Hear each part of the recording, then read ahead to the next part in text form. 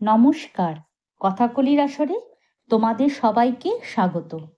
আজ আমি তোমাদের পাঠ করে শোনাব বিষ্ণু শর্মা রচিত পঞ্চতন্ত্র গল্প সমগ্র থেকে ব্রাহ্মণ ও তিন ধূর্ত গল্পটি।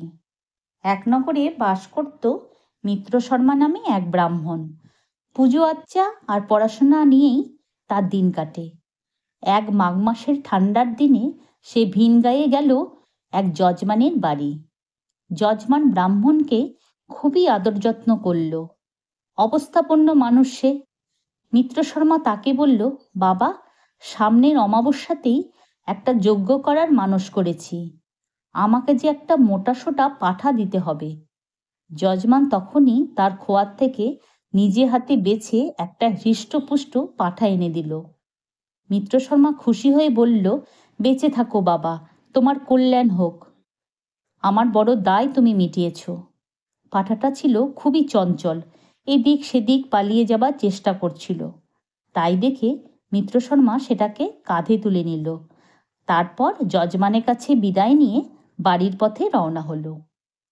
কিছুটা পথ যেতেই তার সঙ্গে দেখা হয়ে গেল তিন ধূর্তের। এরা হলো ক্ষুল্লক, চনক আর তিলক। তিনজনেরই রোগাটে সিঙিরে চেহারা, কিন্তু মাথায় দুষ্টু বুদ্ধি একেবারে ঠাসা। লোক ঠকিয়ে বেড়ানোই তাদের কাজ। মিত্র শর্মাকে আসতে দেখে তিন ধূর্ত আনন্দে বলে উঠল, আজ সারাটা দিন ঘুরে ঘুরে কিছুই বাগানো যায়নি, ভগবানের কত দয়া, একেবারে কচি পাঠা কাঁধে নিয়ে ঠাকুরমশাই হাজির। এমন শীতের দিনে পাঠার মাংস দিয়ে তোফা জমবে।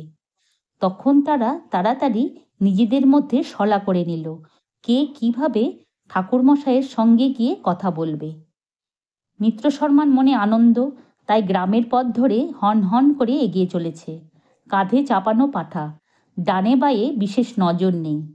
এমন সময় সামনের দিক থেকে এগিয়ে গিয়ে দুহাত কপালে ঠেকিয়ে ক্ষুল্লক বলে উঠল, পেন্নাম হই ঠাকুরমশাই, কিন্তু এ কি করেছেন আপনি? হ্যাঁ হ্যাঁ, ওই নোংরা কুকুরটাকে কাঁধে তুলেছেন। শাস্ত্রের কথা তো আপনারাই বলেন, কুকুর, মোরগ, গাধা আর উট এসব হলো অপবিত্র প্রাণী। আর কিনা আপনি নিজেই, লোকে দেখলে নিন্দে করবে যে। শুনে মিত্র শর্মা থতমত খেল। পরে সামলে নিয়ে চটে উঠে বলল, তুমি কি চোখের মাথা খেয়েছ নাকি? যজ্ঞ করব বলে যজমান বাড়ি থেকে পাঠা নিয়ে চলেছি, আর তুমি বলছো কুকুর? ছি ছি, গুরুজনদের সঙ্গে এমন রসিকতা ভালো নয় বাপু।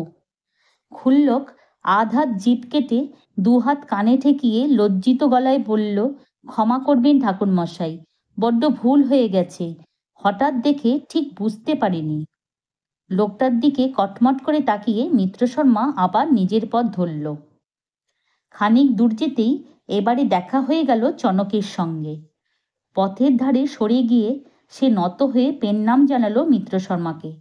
তারপর তার কাঁধের দিকে তাকিয়ে চোখ বড় বড় করে দাঁড়িয়ে রইল। লোকটার রকম সকম দেখে মনে কেমন খটকা লাগলো মিত্র শর্মার। তার মনে হলো সিঙিরে লোকটা যেন কিছু বলতে চায়। মিত্র শর্মার কাঁধের পাঠাটার দিকে চোখ রেখে চনক হঠাৎ বলে উঠল, হায় হায়, এ কি করেছেন ঠাকুরমশাই? হলোই না হয় আপনার খুব আদরের, তাই বলে একটা মরা বাছুরকে কাঁধে নিয়ে বেড়ানো কিছু ভালো কথা নয়, লোকে দেখলে যে ছি ছি করবে। শুনে রেগে গিয়ে মিত্র শর্মা বলল, তুমিও দেখছি চোখের মাথা খেয়ে বসে আছো, ছাগলকে বলছো মরা বাছুর, যাও যাও নিজের কাজে যাও। বলে সে আর একদণ্ড দাঁড়ালো না, লম্বা লম্বা পা ফেলে এগিয়ে চলল। কিন্তু মনের ভেতরে কেমন খচখচ করতে লাগলো। চলতে চলতেই আর চোখে ঘাড়ের প্রাণীটাকে দেখে নিল, তার মুখটা পাঁঠার মতো না বাছুরের মতো।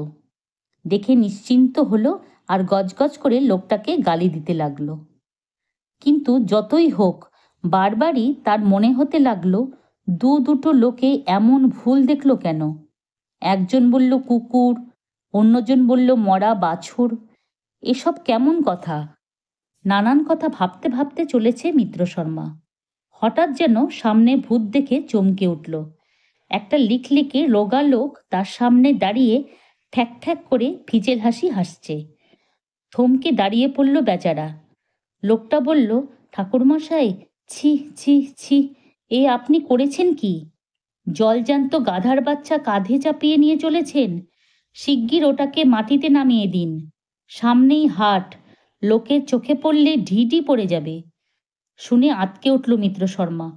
পরপর 3 বার কত আর পারে সে, দুত্তর বলে পাঁঠাটাকে মাটিতে ছুঁড়ে ফেলে পাই পাই করে পা চালালো বাড়ির দিকে। আর তৃতীয় ধূর্ত তিলক হাসি চেপে পাঁঠাটাকে পাজাকোলা করে দে দৌড়। অন্য দুজন অপেক্ষা করছিল ঝোপের আড়ালেই। তারাও ছুটে এসে ভিড়ল তিলকের সঙ্গে। তারপর 3 জনে মিলে পাঁঠাটাকে নিয়ে নাচতে নাচতে চলল বাড়ির দিকে। যদি তোমাদের আজকের এই গল্পটি ভালো লেগে থাকে তাহলে একটা লাইক ও আমার এই চ্যানেলটিকে সাবস্ক্রাইব করে দিও, যাতে তোমাদের জন্য আরও অনেক নতুন নতুন গল্প নিয়ে আসতে পারি। ধন্যবাদ।